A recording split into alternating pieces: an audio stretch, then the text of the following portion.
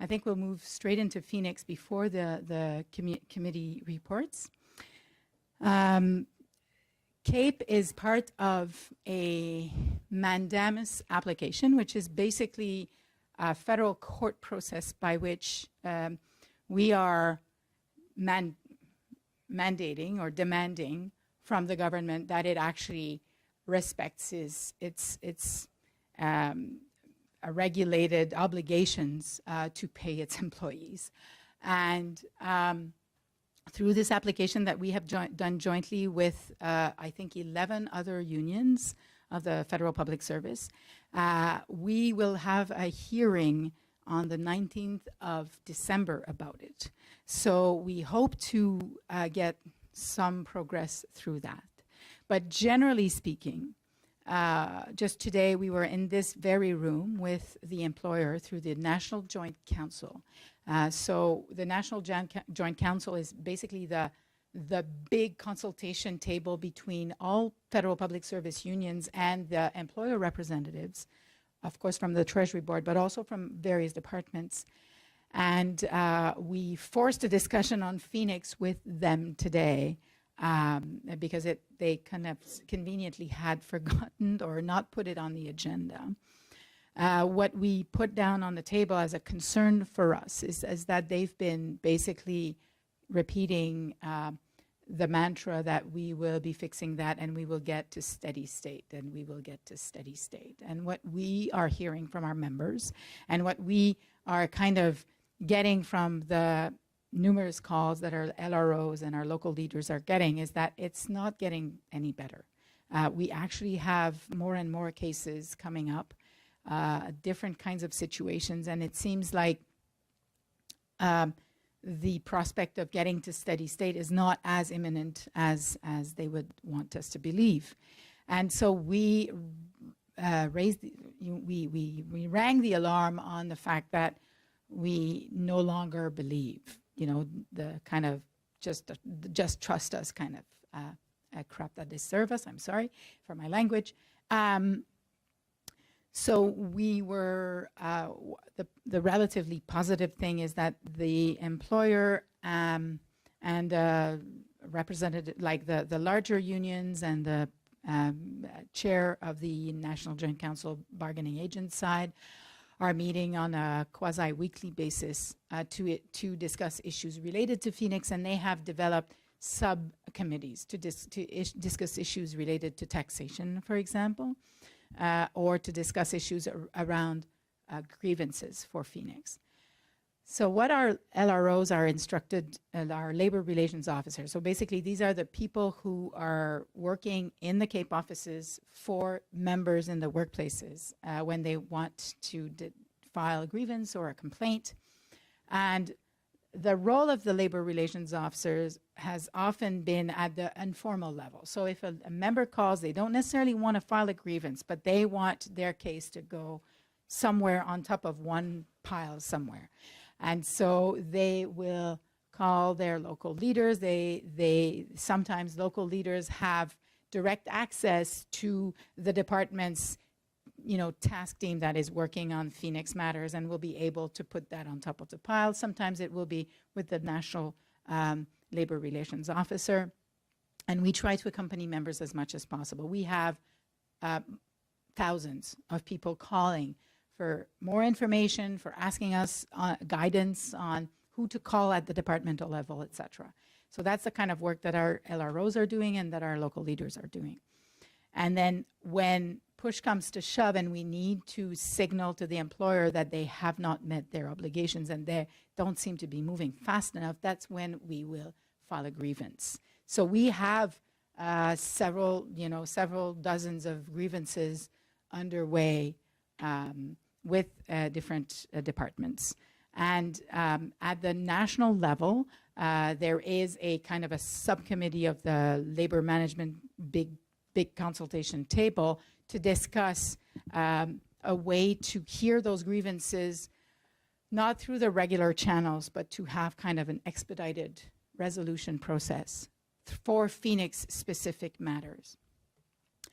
there's different avenues that the bargaining agents are also exploring. So there's the mandamus application that was a joint collective move to make, and that was quite unprecedented. I mean, we had a joint application related to Bill C-59 at the time, and this was kind of a second kick at a collective can, if you will.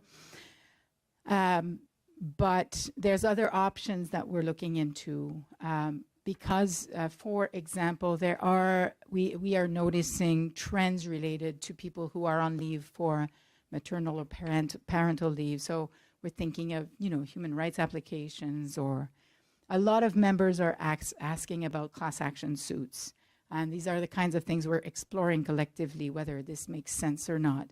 But we're trying to gather as much information from our members and what they need.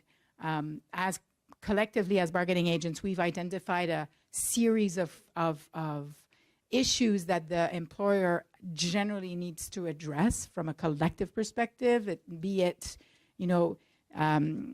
taking way too much time for ROEs to be issued for anybody who goes on mat or parental leave or whatever, or extended sick leave without enough sick leave to lead into the long-term disability. I mean, these are kind of systemic issues that we've all collectively identified and put forward to the employer. So it's not extremely visible to members, those actions that we are taking on your behalves, but those are the ones that are actually are likely to make some strides.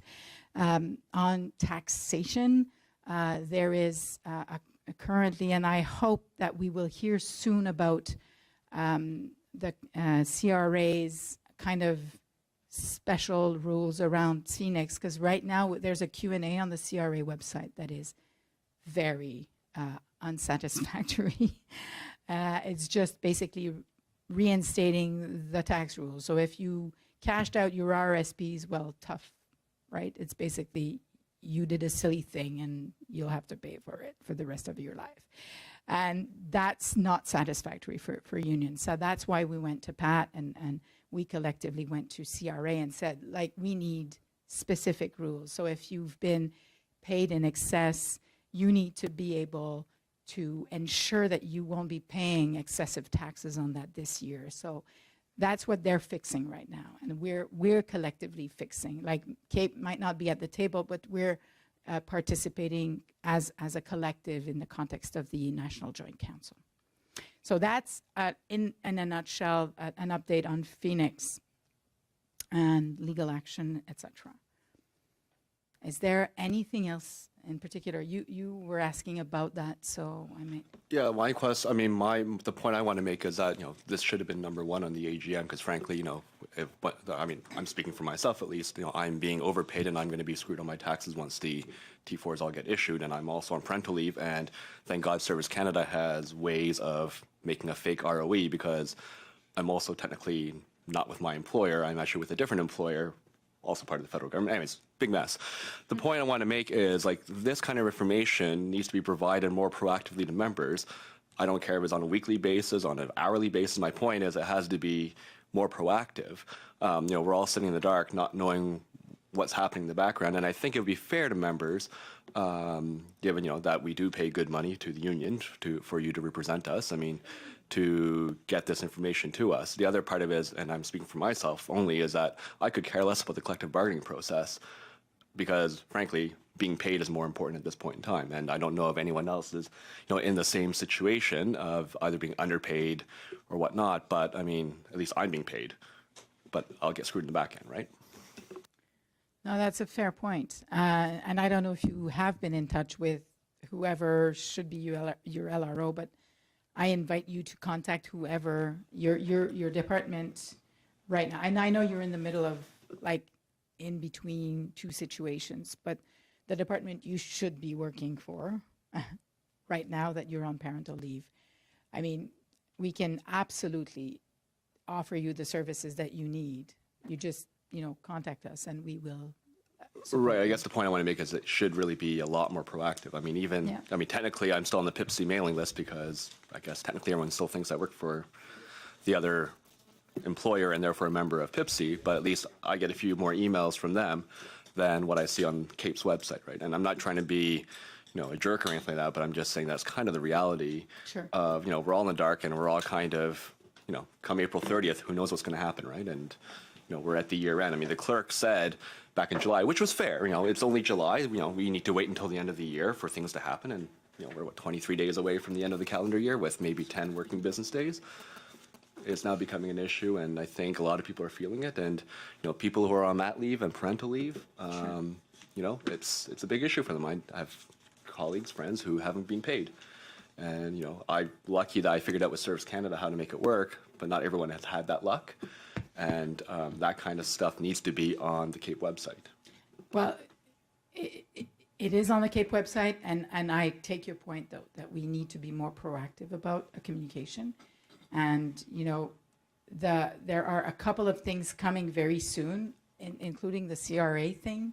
And that's kind of what I'm waiting for, to give the green light for kind of this page on Phoenix to go out with series. Like, there's already stuff there, but we will add as required. But I take your point, and thank you for making it. Thank you. I'm just pitching in for the support on that one. Can you introduce yourself? Sorry, Geneviève Perron. I work for Treasury Board Secretariat, and I haven't been paid properly for 10 months, including around getting about $300 a pay for now. So as far as priorities, I completely agree with him. As far as making sure that we know where to go, how to do it, I still haven't been called back for 2 weeks by a pay person to actually review what's going on. So agreed, like the situation is horrible for what they're doing and how they're handling it, and that it's not getting better because my pays are not stabilizing. But that there needs to be a pressure and a way for us to get involved specifically on that file, where we're not actually getting paid or getting paid too much and then getting callbacks and not knowing what's going on. So if there's a way for us to actually participate and get involved in putting the pressure or figuring out who to call, please let us know. Absolutely. Thank you, Geneviève. And have you been in touch with your LRO here, your Labor Relations Officer responsible for Treasury Board? Through TBS mostly, Okay. and trying to get it resolved and getting as much traction as I can. But it's we're there to assist you. Right? Yes, So if you absolutely. need our help, we're there to assist you. No, agreed. It's more that like the barriers are still getting hit anyways. So Okay. just so maybe we need to log, or maybe we need a tracker for how many of us are Yeah. actually trying and not getting through, to give you more evidence Yeah, to work absolutely. with. Yeah. And this is the kind of message that is supposed to be trickling down to the LROs to collect all this data and accumulate the evidence of the numbers and the fact that it's not going down, it's actually increasing. The problems that we're hitting are actually increasing. Jessica. Hi, Jessica Squires. I'm the chair of the mobilization committee. We've been talking about Phoenix for a while and trying to come up with ideas, and I really appreciate the comments that have been made here. And I have a question for Emmanuel. I think I've asked this before, but I just don't remember the answer, and I have a suggestion. So the question is, can we not file a grievance? Like, isn't the fact that people aren't getting paid grievable? Yeah. And then the second thing is, I'd like to suggest that maybe a way of getting people involved is that we could create a task force and ask members to volunteer. It has the potential to be a very, very big task force, but I think it's something that we should consider doing, not as part of the usual committee structure, but just as a way of getting people together that might have ideas about things we could do and maybe helping to shape communications and that sort of thing. That's a great idea, Jess. Thank you, Jackie. Yeah, so quickly, one is a question of process, and then there's a follow-up to Jessica and Genevieve's, and I'm sorry, I don't know your name. Kingston? Your observations. So first issue, are we doing a speakers list or a question list, or are we just like free ball in here? Okay. All right, so Then I'll we'll just, need to move to committee. I'll just wave and weigh in then at appropriate moments. So when I go through the website, and there is a section there that's reserved for issues, right? It's not entirely up to date, and certainly the one issue that is constant and present for most members right now adversely affected is the issue of Phoenix payments. It's not there. A member has to actually scroll through a lot of the updates and find which ones are relevant and informative about what this union is doing to address Phoenix issues for members. That's not appropriate, certainly not given the resources that we're allocating to communications that relate to members' issues. And it's, I think, given the profile of this issue, not appropriate to make individual members do all the work to find out who their LRO or their contact is at CAPE to try and get resolution on this. Very easy to set up a single window on these issues and meet that member's needs within a recognizable service standard, maximum 48 hours given the nature of issues, to say, I've heard you, I'm ready to engage, let me help you, let's talk. Okay, these are very, doesn't need a task force. This is straight ahead good business management. Thank you. When you go to the KIP website on the carousel, it is on the carousel. So it's on the top issues. I think it comes third on the carousel. So pay system, if you're having problems, we can help, and what to do if you encounter a problem, it's on the, and I mean, I admit we still have work to do on our website, and you know that is one of the priorities that we had for 2016 that had been to that had to be put aside because we had other things that came in the way. Your first duty is to your members, not to internal issues. No, that is a bit out of order, but I will say that we have not. I mean, if Phoenix has been there prominently on the carousel throughout the last 7-8 months at least, and we will continue to proactively communicate on it. And as I said, as I said, we're waiting for a couple of things to come out that the employer has said that would come out, particularly related to CRA, and that the moment we get that, we will have a proactive communication to members around Phoenix. The message is well taken, by the way. We need to continue being more proactive about communications around Phoenix, and that we haven't lost. Now, I'm going to take 2 more interventions on Phoenix, if you don't mind, and we'll switch to committee reports, and we can talk about Phoenix in other fora as well. I don't want to sweep that under the rug. So I have Sammy and Lori. Yeah, it's about time. It's 8 o'clock right now. I do not know if we are following the timelines here. Otherwise, we can sit here whole night. So I think some members live very far away places. Yeah. So I would appreciate if we mind it. Thanks. Yeah. Lori? My question can wait for a task force. Thank you.